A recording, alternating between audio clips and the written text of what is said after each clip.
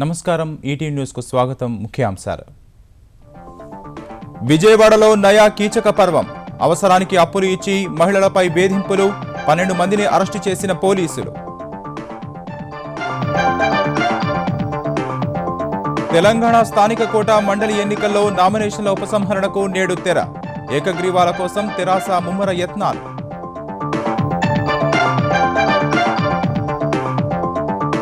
GHMC ఎన్నికల్లో తెరాస ఒంటరి పోరు 18 నెలల పాలనే విజయాన్ని అందిస్తుందని ఈటీవీ ముఖాముఖిలో కేటీఆర్ విశ్వాసం నేడు విజయవాడలో దక్షిణాది రాష్ట్రాల జోనల్ కమిటీ భేటీ వేర్వేరు అంశాల్లో కేంద్రంతో సమన్వయంపై చర్చించనున్న ప్రతినిధులు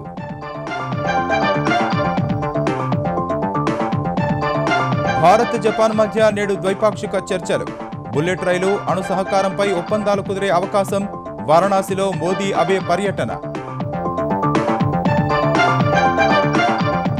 వాతావరణ మార్పులపై ఒప్పందం ఖరారులో ప్రతిష్టంభన కర్బన ఉద్గారాల నియంత్రణలో సంపన్న దేశాలు మొండి వైఖరి వీడాలన్న భారత్ ఉక్రెయిన్ పార్లమెంట్లో వీధి పోరాటాన్ని తలపించే దృశ్యాలు ప్రధానిపై ప్రతిపక్ష సభ్యుడి దాడి ఎదురుదాడి చేసిన అధికార పార్టీ సభ్యులు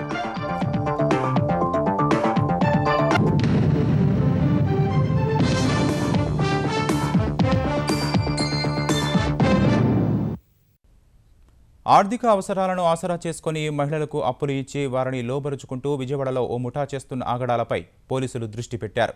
కాల్ మనీ పేరుతో ఆ ముఠా సాగిస్తున్న దురాగతాలు నివ్వెరపరుస్తుండగా పోలీస్ కమిషనర్ గౌతమ్ సవాంగ్ ఆదేశాల మేరకు విజయవాడ పోలీసులు ఈ అంశంపై సమగ్ర దర్యాప్తు చేపట్టారు. ఆర్థిక అవసరాల్లో ఉన్న మహిళలను లక్ష్యంగా చేసుకుని విజయవాడలో ఓ ముఠా అత్యంత నీచమైన దారుణాలకు పాల్పడుతున్న వ్యవహారం అందరినీ నివ్వెరపరుస్తోంది. ముందు ఎంత అడిగితే అంత అప్పు ఇచ్చి కొన్నాళ్లకు మహిళలను లోబర్చుకోవడం, లైంగిక వాంఛలు తీర్చుకోవడం, ఆ సమయంలో స్త్రీల అశ్లీల దృశ్యాలు, చిత్రాలను తీసి మాట వినని వారిని బ్లాక్మెయిల్ చేస్తూ వారి బంధువులను లోబర్చుకుంటున్న తీరుపై ఓ మహిళ చేసిన ఫిర్యాదుతో డొంక కదులుతోంది. ఆ మహిళ ఫిర్యాదుపై దర్యాప్తు చేపట్టిన పోలీసులు చేసిన తనిఖీల్లో పటమట పోలీస్ స్టేషన్ పరిధిలోని పంటకాలువ రోడ్డులో ఒక అపార్ట్మెంట్ కింది అంతస్తులో కాల్మనీ పేరుతో ఓ ముఠా సాగిస్తున్న అరాచక వ్యవహారం బయటపడింది. ఈ తనిఖీల్లో 12 మందిని అదుపులోకి తీసుకున్న పోలీసులు చాలా మంది పేదలు ఈ ముఠా బారిన పడినట్టు గుర్తించారు. మొదట ఎవరికి ఏ అవసరం వచ్చినా అప్పులు ఇస్తామని ప్రచారం చేసుకున్న ఈ ముఠా సభ్యులు తర్వాత డబ్బు తిరిగి చెల్లించే విషయంలో జాప్యం చేసిన వారిని వేధించడం మొదలు పెడతారు. మహిళలను లైంగికంగా వేధించి లోబరుచుకుంటారని పోలీసులు తెలిపారు. నిన్న సిపి గారి వద్దకు ఒక మహిళ ఇచ్చినటువంటి ఫిర్యాదు మేరకు కొంతమంది ఫైనాన్స్ బిజినెస్ పేరు మీద మహిళల్ని వేధించడం, వాళ్ళకి లోబరుచుకునేటువంటి ప్రయత్నం చేయడం, వాళ్ళని అడ్డంగా పెట్టుకుని మళ్ళా కొంతమందిని వేధించాలని ప్రయత్నం చేయడం, ఈ రకంగా చేస్తున్న వాళ్ళందరినీ ఐడెంటిఫై చేసి ఈ దందా ఏదైతే ఉన్నదో అలాంటి వాళ్ళని ఎట్టి పరిస్థితుల్లోనూ కూడా సహించేది లేదు. కాబట్టి ఎవరైనా సరే అలాంటి పరిస్థితుల్లో ఎదుర్కొన్నట్లయితే దయచేసి పోలీసు వద్దకు రావాల్సిందిగా కూడా కోరుకుంటున్నాం.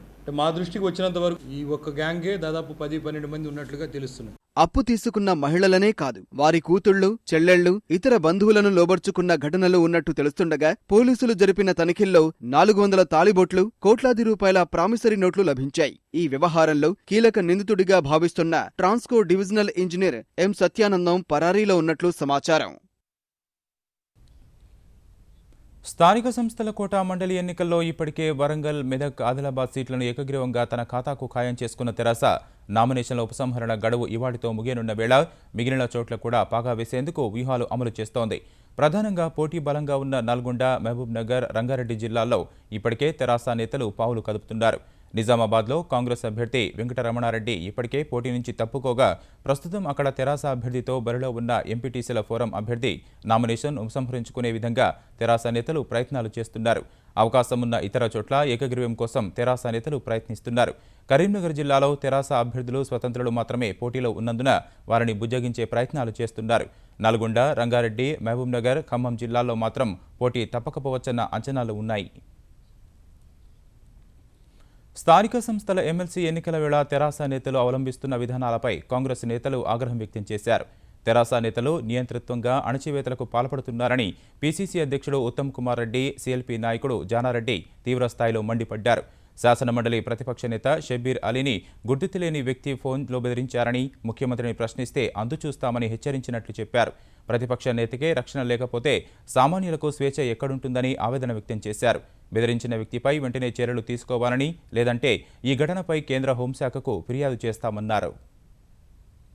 పార్టీ బీఫామ్లు ఇచ్చి అధికారికంగా ఎలక్షన్ కమిషన్ ఆఫ్ ఇండియా ఆధ్వర్యంలో జరిగే ఎన్నికల్లో ఎత్తుకుపోయి బెదిరించో ప్రలోభ పెట్టో విత్డ్రా చేయించడం అసలు ఇది ఏంది ప్రజాస్వామ్యంలో? నిస్సిగ్గుగా నిర్లజ్జగా ఇతర పార్టీ వాళ్ళని ప్రోత్సహించడం ఇదో గొప్పతనం. అంటే వీళ్ళు ఏదో ఈ పిచ్చి పిచ్చి చేష్టలు చేస్తే ఎవరో భయపడతారని వాళ్ళు అనుకోకూడదు. మేము కూడా అన్ని విధాలుగా గవర్నమెంట్ ఆఫ్ ఇండియా నుంచి సుప్రీంకోర్టు నుంచి ఈ అప్రజాస్వామ్య ధోరణి, ఈ నియంత్రణ ధోరణి మీద ఫైట్ చేస్తామని చెప్పి తెలంగాణ ప్రజలకు మనం చేస్తున్నాం. రాష్ట్రంలో పార్టీ ఫిరాయింపుల రాజకీయాలు పరాకాష్ఠకు చేరాయని తెలుగుదేశం సీనియర్ నేత రావుల చంద్రశేఖర్ రెడ్డి మండిపడ్డారు. ఇతర పార్టీల నుంచి బీఫారాలు పొందిన నాయకులను తెరాసలో చేర్చుకోవడం ఆశ్చర్యంగా ఉందన్న ఆయన ఒకరిద్దరు నాయకులను పార్టీలో చేర్చుకోగానే సంబరపడొద్దని సూచించారు. రానున్న జీహెచ్ఎంసీ ఎన్నికల్లో ప్రజలు తెరాసకు తగిన బుద్ధి చెబుతారని అన్నారు. సంబంధించిన ఆదిలాబాద్ అభ్యర్థి మేము బీఫామ్ ఇచ్చిన అభ్యర్థి ఆయన ఏకంగా ఉపసంహరించుకోవడం, టీఆర్ఎస్ లో కూడా చేరిపోవడం జరిగింది. మెదక్ జిల్లాలో కూడా బీఫామ్ తీసుకున్న అభ్యర్థి విత్డ్రా చేసుకుంటాడు, పార్టీ మారిపోతుంది. ఏకగ్రీవ ఎన్నికలు జరిగిపోతున్నాయి. ఆదిలాబాద్ లో, వరంగల్ లో, మెదక్ లో, నిజామాబాద్ లో, కరీంనగర్ లో ఏకగ్రీవం దిశగా ఏదో వాతావరణం సూచిస్తున్నట్టుగా వస్తున్నాయి వార్తలు. అసలు ఎన్నికలు ఎందుకు పెట్టించుకుంటున్నారు అంటే ప్రజల పక్షాన మాట్లాడడానికి ప్రతిపక్ష పార్టీ ఉండకూడదు అని చెప్పి టీఆర్ఎస్ పార్టీ నిర్ణయం తీసుకున్నది. వీళ్ళందరినీ చేర్చుకుంటే బంగారు తెలంగాణ వస్తుందా? పొరుగు రాష్ట్రాలతో కలిసి పనిచేస్తూ కేంద్రంతో సమన్వయం సాధించే అంశంపై దక్షిణాది రాష్ట్రాల జోనల్ కమిటీ ఇవాళ విజయవాడలో సమావేశమై చర్చించనుంది. ఈ సమావేశంలో పేదరిక నిర్మూలన, పర్యావరణ పరిరక్షణ, గ్రామీణ అభివృద్ధి, రహదారి రవాణా, గృహ నిర్మాణం, రైల్వే, విద్యుత్ సరఫరా, పారిశ్రామిక కారిడార్, వస్తుసేవల పన్ను, పర్యాటకం సహా కీలక అంశాలపై చర్చించనున్నారు. ఆంధ్రప్రదేశ్, తెలంగాణ, తమిళనాడు, కర్ణాటక, కేరళ, పుదుచ్చేరి ప్రతినిధులు పాల్గొనే ఈ భేటీకి కేంద్ర హోంమంత్రి రాజ్నాథ్ సింగ్ అధ్యక్షతన వహిస్తారు. తెలంగాణ నుంచి ఈ సమావేశానికి తెలంగాణ ఆర్థిక మంత్రి ఈటల రాజేందర్, తెలంగాణ హోంమంత్రి నాయని నరసింహారెడ్డి హాజరు కానున్నారు. ఇందులో పాల్గొనేందుకు వచ్చిన రాజ్నాథ్ గౌరవార్థం గత రాత్రి విందు ఏర్పాటు చేసిన ముఖ్యమంత్రి చంద్రబాబు ఆంధ్రప్రదేశ్లో ఇటీవలే సంభవించిన వరదలకు కలిగిన నష్టంపై వివరాలు సమర్పించారు. ఈ వివరాలు తెలుసుకున్న రాజ్నాథ్ ఆంధ్రప్రదేశ్కు అన్ని విధాలా సహకరిస్తామని చెప్పారు. 3 రోజుల పర్యటన కోసం ఢిల్లీ చేరుకున్న జపాన్ ప్రధాని షింజో అబే ఇవాళ మొత్తం బిజీగా గడపనున్నారు. ఈ పర్యటనలో బుల్లెట్ రైలు వ్యవస్థ నిర్మాణానికి సంబంధించిన 98,000 కోట్ల రూపాయల ఒప్పందంపై 2 దేశాలు సంతకాలు చేసే అవకాశం ఉంది. అణు సహకారం, యుఎస్ఏ 2 విమానాలు సహా ఇతర ఒప్పందాలు కుదిరే అవకాశం ఉందని భావిస్తున్నారు. ఇవాళ జరగనున్న 9వ వార్షిక భారత్ జపాన్ శిఖరాగ్ర సదస్సులో వాణిజ్య అంశాలపై గతంలో తీసుకున్న నిర్ణయాలపై మోదీ, అబే సమీక్షించనున్నారు. చర్చల తర్వాత మోదీతో కలిసి వారణాసి వెళ్లనున్న జపాన్ ప్రధాని అక్కడ నిర్వహించే గంగా హారతిలో పాల్గొంటారు. ఈ పర్యటనలో షింజో అబే రాష్ట్రపతి ప్రణబ్ ముఖర్జీతో భేటీ కానున్నారు. అభివృద్ధి చెందిన దేశాల పంతం కారణంగా వాతావరణ మార్పులపై జరుగుతున్న ప్యారిస్ సదస్సులో ప్రతిష్టంభన కొనసాగుతోంది. ఉద్గారాల నియంత్రణ, నిధులు కేటాయించే అంశంపై సమగ్ర ఒప్పంద ముసాయిదాను అనేక దేశాలు వ్యతిరేకించగా శుక్రవారం ముగియాల్సిన సదస్సును ఇవాల్టి వరకు పొడిగించారు. మరోసారి కొత్త ముసాయిదా తయారు చేయనున్నట్టు తెలిపిన ఐరాస ప్రధాన కార్యదర్శి బాన్ కీ మూన్ దానికి 196 దేశాలు ఆమోదం తెలుపుతాయని ఆశాభావం వ్యక్తం చేశారు. మానవాళి కోసం ప్రపంచ దేశాలు తుది నిర్ణయం తీసుకోవాలని పిలుపునిచ్చారు. అంతకుముందు అభివృద్ధి చెందిన దేశాల తీరును తప్పుపట్టిన భారత్ అభివృద్ధి చెందిన దేశాల చొరవ, పట్టుబిడుపులు ప్రదర్శిస్తేనే ప్యారిస్ ఒప్పందం విజయవంతమవుతుందని స్పష్టం చేసింది. ప్రపంచంలోని 700 కోట్ల మంది ప్రజలు, ముఖ్యంగా పేదలకు స్వచ్ఛమైన పర్యావరణం అందించడానికి భారత్ సహా అభివృద్ధి చెందుతున్న దేశాలు కృషి చేస్తున్నాయని పేర్కొన్న భారత పర్యావరణ శాఖ మంత్రి ప్రకాష్ జవదేకర్ అందుకు అభివృద్ధి చెందిన దేశాలు కూడా తమ వంతు సాయంగా ఉద్గారాలలో కోత విధించుకోవాలని, పేద దేశాలకు మరిన్ని నిధులు కేటాయించాలని పునరుద్ఘాటించారు. ఈ అంశంపై అభిప్రాయ భేదాలు కొనసాగుతుండగా ఇవాళ ఏం జరుగుతుందనే అంశంపై ఉత్కంఠ నెలకొంది. భారీ వర్షాలు, వరదలతో చెన్నై అతలాకుతలమైన వేళ ఎల్నినో ప్రభావంతో దక్షిణాదికే ముప్పు పొంచి ఉందని ఐక్యరాజ్య సమితి హెచ్చరికలు జారీ చేసింది. సమీప భవిష్యత్తులో ఉత్తర భారతంతో పోలిస్తే దక్షిణాది రాష్ట్రాల్లోనే సాధారణానికి మించి వర్షాలు కురిసే అవకాశం ఉందని తెలిపింది. ఎల్నినో ప్రభావంతో దక్షిణాదిన భారీ నుంచి అతి భారీ వర్షాలు కురుస్తాయని, కొన్ని ప్రాంతాల్లో వరదలు సంభవించే ప్రమాదం ఉందని ఐరాస వాతావరణ విభాగం హెచ్చరించింది.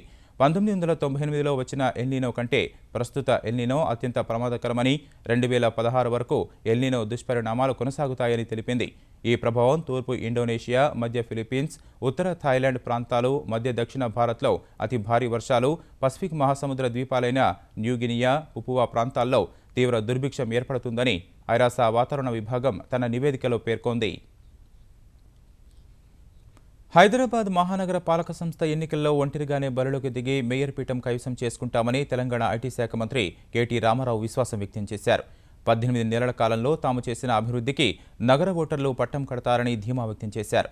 భవిష్యత్తులో భాగ్యనగర అభివృద్ధికి చేపట్టే చర్యలతో ఎన్నికల ప్రణాళిక ప్రకటించనున్నట్లు స్పష్టం చేస్తున్న కేటీఆర్తో బల్దియా ఎన్నికలకు తెరాస ప్రణాళికపై ప్రత్యేక ముఖాముఖి.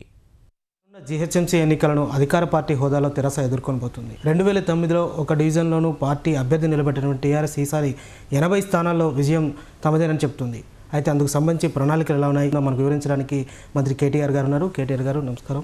చెప్పండి, ఈ జీహెచ్ఎంసీ ఎన్నికలను టీఆర్ఎస్ ఎలా ఎదుర్కోబోతుంది, మీ ప్రణాళికలు ఎలా ఉన్నాయి? గ్రేటర్ హైదరాబాద్ పరిధిలో 24 స్థానాల్లో టీఆర్ఎస్ గెలిచింది 2 శాసనసభ స్థానాలు, మల్కాజ్గిరి కానీ సికింద్రాబాద్ కానీ. తదనంతరం మీరు చూసినట్టయితే చాలా మంది ఎమ్మెల్యేలు మరి పార్టీలో చేరడం జరిగింది గత 18 మాసాలు. మరి మారుతున్న రాజకీయ సమీకరణలు ఒక ఎత్తు అయితే ప్రజల మనసు గెలుచుకోవడం అనేది ముఖ్యం. ఈ 18 మాసాల్లో టీఆర్ఎస్ ప్రభుత్వం సాధించిన అతి గొప్ప విజయాలను నన్ను అడిగితే ఎన్నో వదంతులు, అనుమానాలు, పుకార్లు అన్నింటినీ ఈ 18 మాసాల కాలంలో మేము పటాపంచలు చేయగలిగాం. ఎందుకంటే క్వాలిటీ ఆఫ్ లివింగ్ విషయంలో కానీ, శాంతి భద్రతల విషయంలో కానీ ఇప్పటికీ ఈ 18 మాసాల్లో గొప్పగా పేరు తెచ్చుకుంది. దీనికి కారణం మొదటి నాళ్లలోనే దాదాపు 350 కోట్ల రూపాయలతో పోలీసు వ్యవస్థను ఆధునీకరించారు. తద్వారా ప్రజల్లో ఒక విశ్వాసాన్ని పాదుగొల్పగలిగాం. డెఫినెట్ గా హైదరాబాద్ మహానగరంలో ఎక్కడ ఏ చిన్న నేరం జరిగినా పోలీసులు స్పందిస్తారు.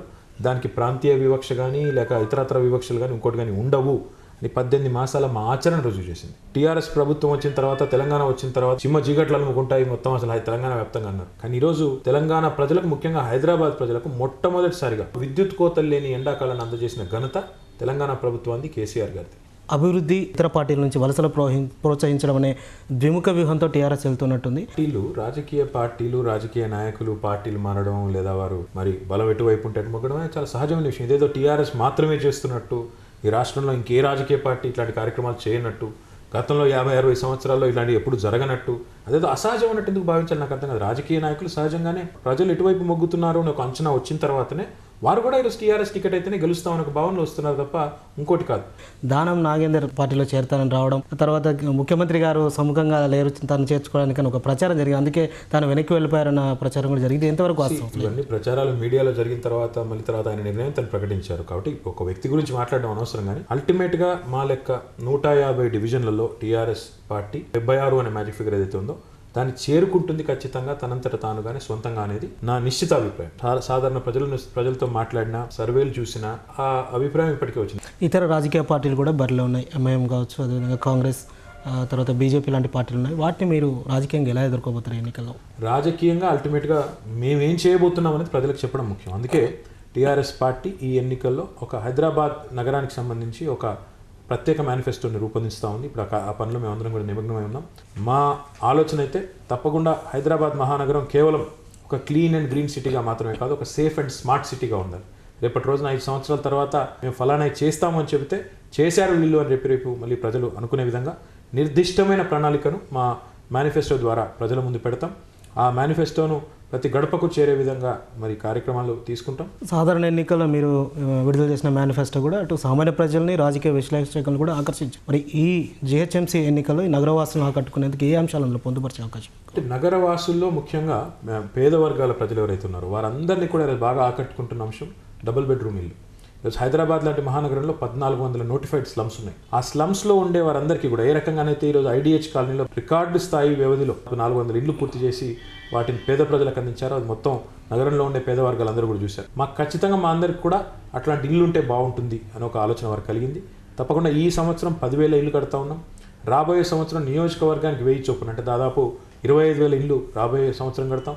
తదనంతరం ప్రతి నియోజకవర్గంలో 3,000 చొప్పున, అంటే రాబోయే 3-4 ఏళ్లలోనే హైదరాబాద్లోని మరి ఎవరైతే పేద వర్గాలు ఇల్లు లేని వారు ఉన్నారో వారికి మొదటి ప్రాధాన్యత కింద వారందరికీ కూడా డబుల్ బెడ్రూమ్ ఇల్లు కట్టించాలనే ఆలోచనతో ప్రభుత్వం ఉంది. ఇప్పటికే ఆసరా పెన్షన్లు కానీ, అదే రకంగా కళ్యాణ లక్ష్మి, షాదీ ముబారక్ లాంటి కార్యక్రమాలు కానీ ఇవన్నింటి ఫలాలు కూడా ఇప్పటికే ప్రజలు అనుభవిస్తూ ఉన్నారు. వీటితో పాటుగా హైదరాబాద్ మహానగరంలో ఉండే వేలాది మంది ఆటో డ్రైవర్లు ఉన్నారు. వారందరికీ కూడా రవాణా పన్ను మాఫీ చేయడం వల్ల వారికి కూడా అపారమైన లాభం కలిగింది. అదే రకంగా మీరు చూసినట్టయితే ఈరోజు హైదరాబాద్ మహానగరంలో ముఖ్యమంత్రి గారు పక్కా వ్యూహంతో వ్యవహరించడం వల్ల 30 సంవత్సరాల్లో మొట్టమొదటిసారిగా అన్ని జలాశయాలు ఎండిపోయినప్పటికీ గోదావరి జలాల పథకం కానీ కృష్ణా జలాల పథకం కానీ సకాలంలో పూర్తి చేయగలిగాం. మరి ఎండాకాలంలో కూడా మంచినీళ్ళకి ఇబ్బంది లేకుండా కార్యక్రమాలు తీసుకుంటా ఉన్నాం.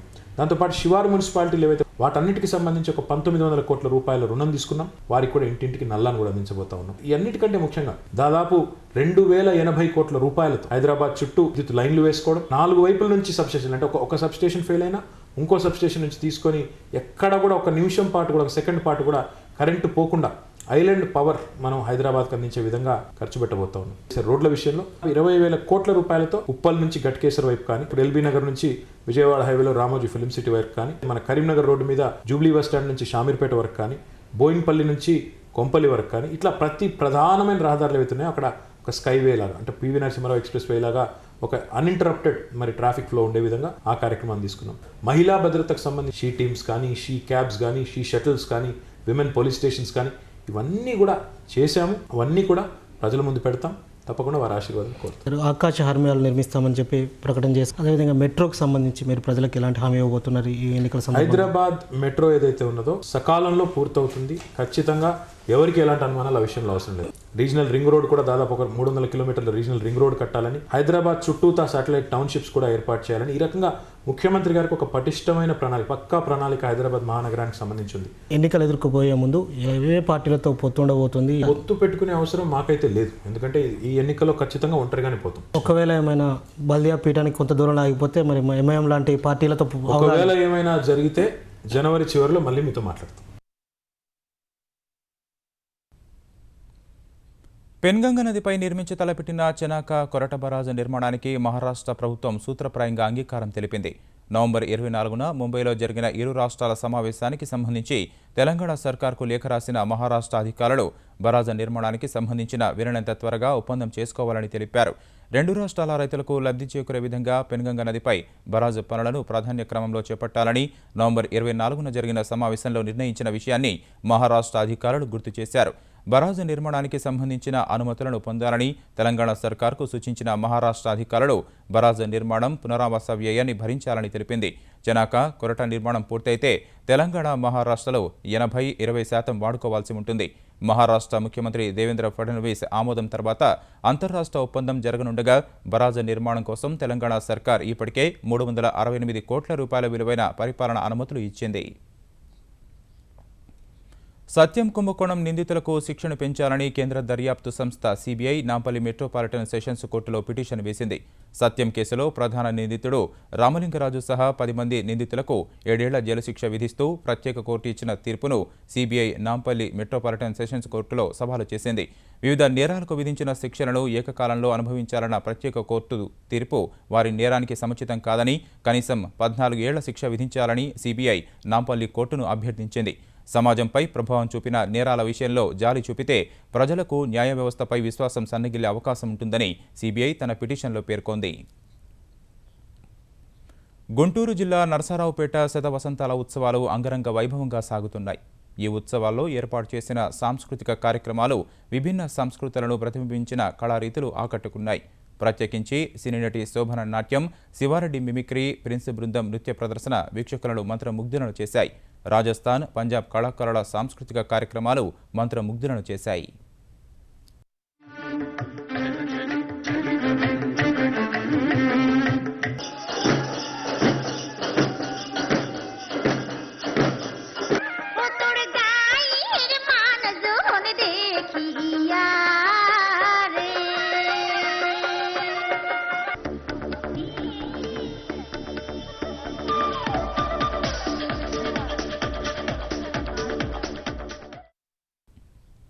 ఉక్రెయిన్ పార్లమెంటు అత్యంత అప్రజాస్వామిక ఘటనకు వేదికైంది. ఆ దేశ ప్రధాని ఆర్సెనీ యాట్సెన్యూక్ తన ప్రభుత్వ రికార్డును సమర్థించుకుంటుండగా ప్రతిపక్షానికి చెందిన ఓ ఎంపీ వచ్చి ఆయన్ని పోడియం నుంచి పక్కకు లాగేందుకు ప్రయత్నించడం తీవ్ర ఘర్షణకు దారితీసింది. అధ్యక్షుడు పెట్రో పోరోషెంకో వర్గానికి చెందిన ఎంపీ ఒలెగ్ బర్నా ప్రధాని వద్దకు వచ్చి పుష్పగుచ్చం ఇచ్చి వెంటనే వెనుక నుంచి ప్రధాని నడుమును పట్టుకుని వేదిక నుంచి పక్కకు తోశారు. ప్రధాని తుళ్లిపడగా కింద పడకుండా నిలదొక్కుకోగా ప్రధానిని లాగేసిన సభ్యుడిపై పలువురు ఎంపీలు దాడికి దిగారు.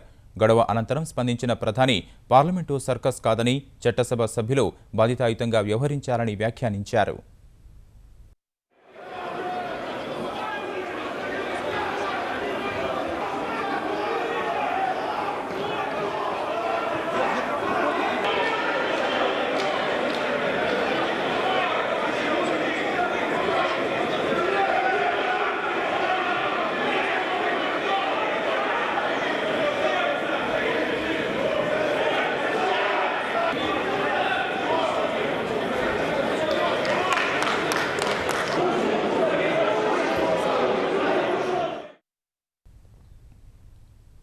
పుట్టుకతోనే పసిబిడ్డలకు వచ్చే పలు రకాల వ్యాధులు రుగ్మతలను గుర్తించేందుకు న్యూబార్న్ స్క్రీనింగ్ పేరుతో నూతన పరికరాన్ని ట్రివిట్రాన్ సంస్థ మార్కెట్లోకి తీసుకొచ్చింది. హైదరాబాద్లో జరిగిన న్యూబార్న్ స్క్రీనింగ్ ఆవిష్కరణ కార్యక్రమంలో Swiss newborn laboratory university director Ralph Fingerhut పలువురు వైద్యులు పాల్గొన్నారు. ఈ నియోమాస్ AAAC కిట్ అంతర్జాతీయ మార్కెట్లోనే మొట్టమొదటిదని వారు తెలిపారు. Blood can be tested within 3 days after the birth, and we can detect close to 15 different disorders which may develop in baby's life as baby grows up. That disease can be treated by just giving a tablet which costs around 30 paisa per day. So if this screening or this testing is done within 3 days, we can save the babies who may have this potential or who may suffer from this disease. With this, we can have healthy babies and healthy families and of course healthy society.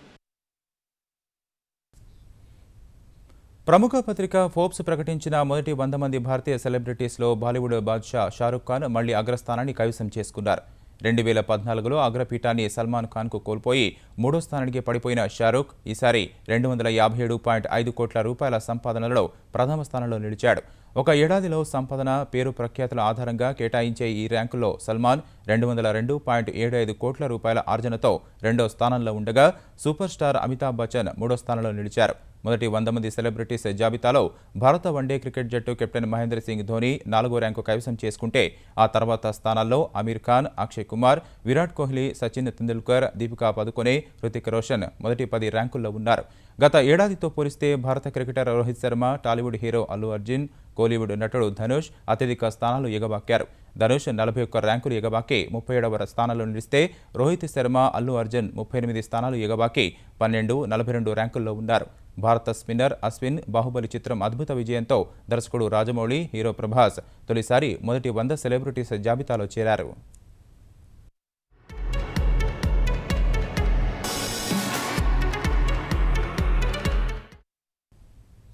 ETV news సమాప్తం. నమస్కారం.